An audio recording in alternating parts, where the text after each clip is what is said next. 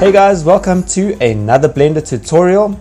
My name is Ryan, and today we are starting a new sort of series, I guess you can call it. I've been looking into more in-depth training of materials. I'm actually doing a course on an online course of Blender materials, and so I'm going to be starting that off. I'm going to be kicking it off today just simply with some simple things. We're going to be looking at using cycles, and then we're going to change our editor layout, and then as well as we're going to look at our material view, just changing our material view and why it's important to do that and how to do that. And then and then next week we're going to climb into further on into looking at a bit of lighting. Alright, so just to kick it off straight away, so this is your splash page that you kick off. This is of course your default view, and before we get there, I recommend that you change your render engine right over here to cycles, alright, because that's what we're using on the course, the online course that I'm busy doing for that. Alright, don't worry about any of the other things. So that's the first thing we're going to look at. Then the next thing that we're gonna change is just something that I recommend using, all right, enable for you to work effectively and fast with your setup of Blender for your shading. Now, I know that you've already got all these tabs up here, so if you go to your shading tab up on top here, you can see the view that you get, right? So you get this view over here, your preview, and then of course you get your node editor right at the bottom here. Alright, then of course you got over here for when you create it's your image editor basically, but when you create textures and you UV wrapping and all of that stuff, well, you basically see your textures over here, and then you got your file browser over here, which is quite nice because you can go straight to your texture and just pull them straight in. It is pretty awesome. But I'm going to go with more a very minimalistic look. So if I take my mouse and I'll drag to the corner here, and I drag down like this. Is it going to do it? Yes, there it is. Okay. I was never really, like in all the years that I've been doing Blender, I had never actually really done window splitting. I was aware of it since the beginning, since I did Blender back in like 2011, 2012, 2013. The window splitting thing was not a very big thing for me. I would either just use the presets or use the where you got the 4 views and stuff like that, and one of them was your camera and all of that. But when we were taught about this sort of setup, I was like, I think that's gonna work. Very minimalistic and very nice, right? Then the next thing that I want you to do is that we're gonna change our top window over here. Now you can change what the function of this window, all right, what it is, and I want you to go into your right over here, right in this corner over here. You get all the different panels that you can change it to, and we are going to change it to your shader editor. All right, and what's nice about this now is that, like the other one, I've got my nodes, because we're going to be working with a lot of nodes on top here, and at the bottom here you're going to be looking at your object so that you can check it out whilst you are whilst you're editing. You can have a look at your material. Alright, so that is a very good, clean and very basic setup. Now let's have a look at our material, this panel right over here, your shader editor, and let's just have a look at how this actually works. So first of all, a very popular node right here. Now I'm not sure, I'm assuming that everybody knows the basic idea of how nodes work.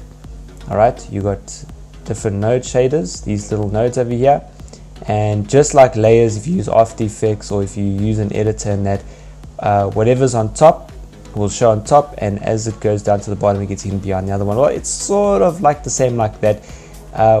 I have nodes on this side, and they sort of flow, that you sort of have input, and then the nodes will flow through the workflow. it'll work, it'll flow through your nodes like this until you can see your final output, and you have different options there as well. All right, and obviously you've got to plug your nodes in together. All right, you can see if I drag on the dot here, I can plug it in. If I pull it off like this, there's also a tool which I don't use, which is a cut tool. You can just slice right through it.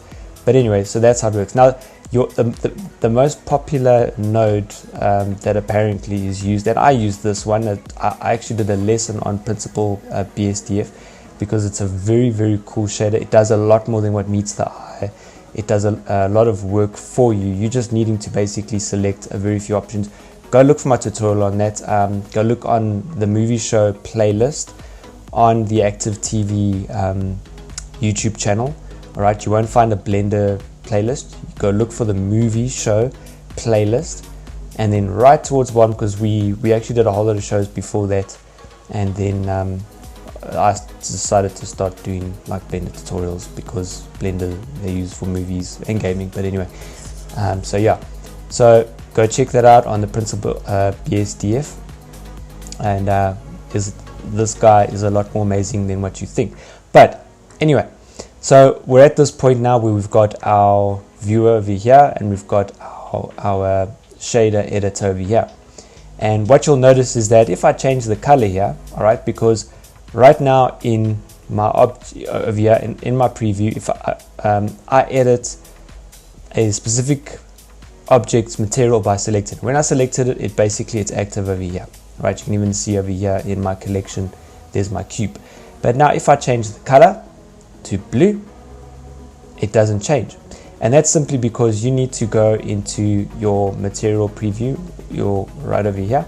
All right, you can use this option over here as well, but you can go straight into this viewport shading. And what it does is it does a live render shading for you already. You can see as I'm moving it, it's actually generating the material in accordance to the position of the light and the other objects around it, blah blah blah. Luckily I've got a very simple setup happening over here, so the render is not really taking too much chunks out of my CPU, or some of you might be using your GPU. I can use my GPU as well, and yeah, let's see how that goes. All right. The Mac that I have, I've got a 2013 MacBook Pro, late Mac, and it's got these Intel processors. Yeah, they don't really work too well. I think Mac works really well with that metal computer processing,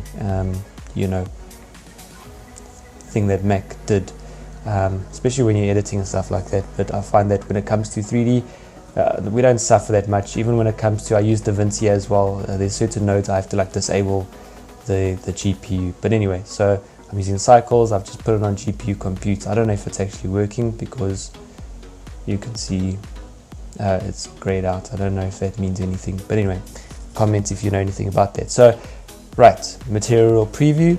That's what you've got to do, and then let's say you've put it on there, and it's still not working. This is the view that you're getting. Even if you change your view, well, I don't know if you saw what I just did. Just check this box over here, use node setup. All right, and this is, I know this was a very quick, but this is basically setup. We will be looking next week at lighting. This is a specific light material course section that I'm doing. I'm going to teach you everything that I learned as well. But hey, hit the like below, subscribe to Active TV or wherever you saw this on Rumble as well. We're also on Rumble. Go check out our Rumble channel as well. There's a whole lot of videos there as well. But subscribe, give us a Rumble or give us a like and subscribe. And then what happens is when you hit the bell button next to it, then whenever we release new tutorials, guess what happens? You get notified. All right, so you'll know when I release the next tutorial, but it should be next week. And if you're someone in the future and you're listening to me talk about your past, well then, just look for the next one. It's called part 2. So yeah, there it is. All right, cheers guys.